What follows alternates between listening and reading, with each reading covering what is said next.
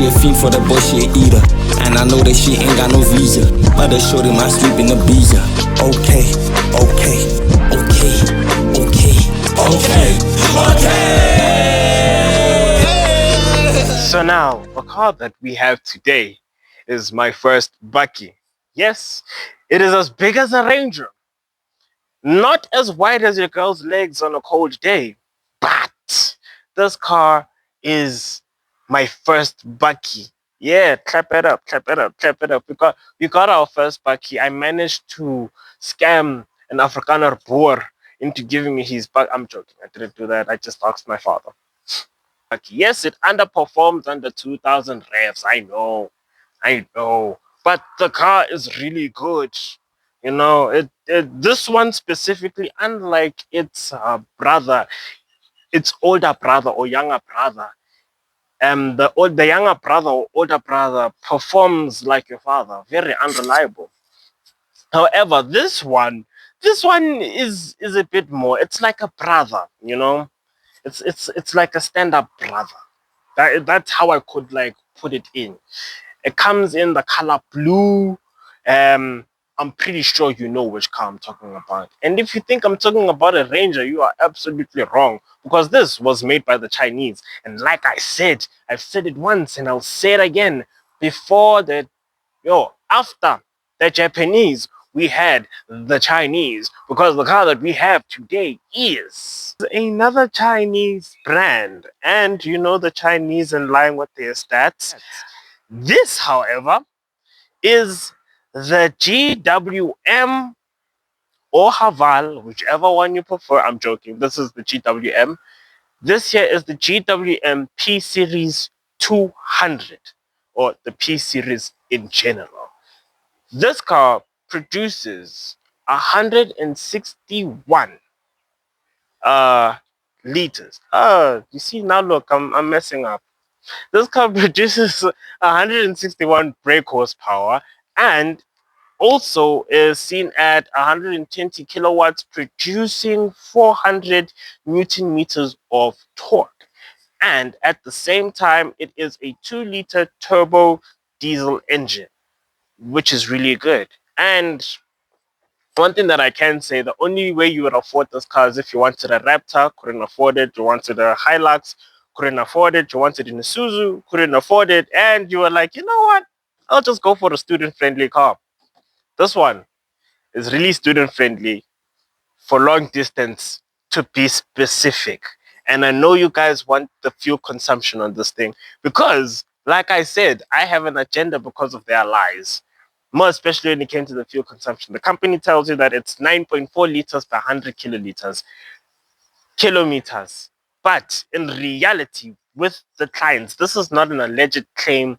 This comes from uh multiple clients, right? Multiple of their clients, not from me. They say that it approximately consumes 11 liters per 100 kiloliters. Sounds familiar, right? It does. Like your boyfriend lying to you all the time. But let's move aside from that. Let me not have an agenda over that. This car does perform really, really, really well. The only problem, however, is that it lacks its power under 2000 RPMs, or the rev meter. When it's under 2, it underperforms when you want it to perform. That's the only thing. It picks up power very late, but it performs really well for a Bakkie and or pickup truck or van. Van. But anyways, that's how this car is like. And okay, I'll show you. Let us just do a little cutscene from now on. Wait, give it time. You could start it from outside. I'm pretty sure I'll be standing that side, or I was standing that side when I did that. But that is a pretty cool feature for the car to have in 2022. Oh, no, not 2022, 2020. Sorry. This car came out in 2020. I forgot to mention that when introducing it. This car came out in 2020. And I know that the start outside of the car was like a feature that was added in like what 2015, 2016, you know. And I'm gonna be honest with you, I like that because it's the first car I actually get to see and do that with. There is the Cherry Tiggo Pro 4. Later on, maybe I might review it. I don't know. We'll see with time. But there's so many cars that have had that feature. But only problem with it is the hijacking problem when it comes to that key thing. And I'm pretty sure you've seen it on the news. I do not know why the news would show us how to steal a car without the key. That was really dumb on their decision. But I'm not throwing shots at ENCA. Okay, sorry, I shouldn't have mentioned the company. But that's how those cars like. Long distance, very good, very fuel efficient. On one tank of gas, you can go to Durban and come back if you drive it correctly. I've mentioned this once and I will mention it again. If you drive it like a sports car, the petrol will finish faster. If you drive it like the car that it's made to be, it will finish the way it's made to be. So if you drive this car a nice normal speed to Durban and back from Kem or Gauteng, yeah, from Gauteng you can go to Durban and come back with just one full tank. And the full tank costs around 2,100, 2,200, around there. For a Bakkie, that is really good. Like I don't know why people think that don't look at this car, don't look down on this car. This car does way better than anything. Reliability, it's there, you know, it's there. It charts up there.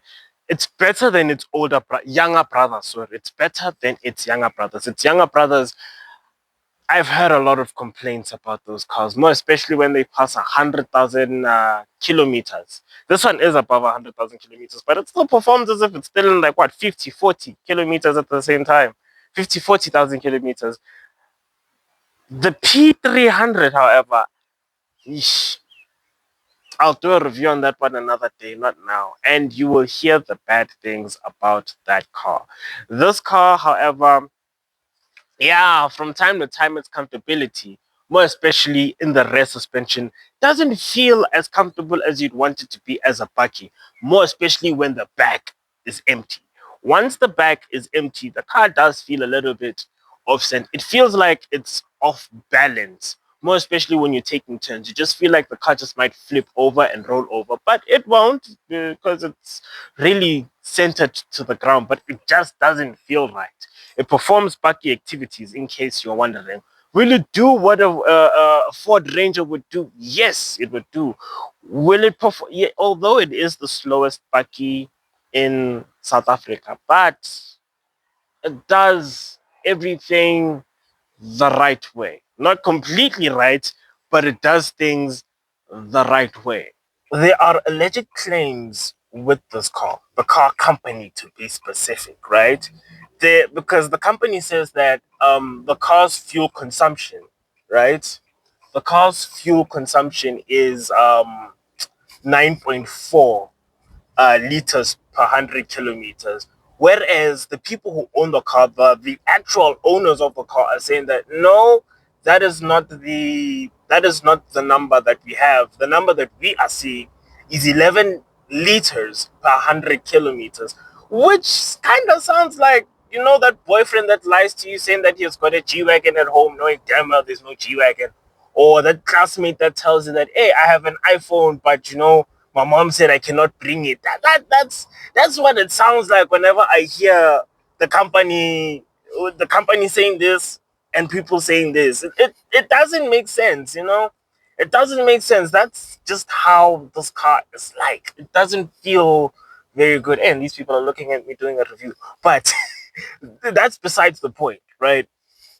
And another thing that I'd also love to mention very deeply about this car is that on a full tank of gas, from empty to a full tank of gas, you could pour in this economy. You could pour at least 2,100 or 2,200 for a full tank of gas, which is really good for a Bakkie. Don't get me wrong, because they say that claimed full liters for a full tank is 80 liters in total, which is more or roughly around 2,200 or 2,000 straight, right? And that is, trust me, when I say that that is really good, that is exceptionally good for a bucket this size. And it's, as I mentioned previously, that this is a 2 liter turbo diesel, which is really, it's really good. It's claimed to be the slowest bakkie in South Africa, but this car keeps up with a lot of these hatch. Okay, let me not even say hatch. It keeps up with a lot of these cars because bakkies do pack in and pull in a lot of power because of the heavy duty work that they have to do. But now, let us get into the. Is there something on my hair? Oh, it's not on me. Okay, it's the camera. But now, let's get into the whole thing. This car makes you feel like a low budget farmer. That's one thing I can say, is that this car makes you definitely feel like a low budget farmer. You're still a farmer at the end of the day, but you're just a low budget farmer because this car is really good with its fuel consumption. It's really good with its fuel consumption. It's really good with its capabilities. Its power, it's good.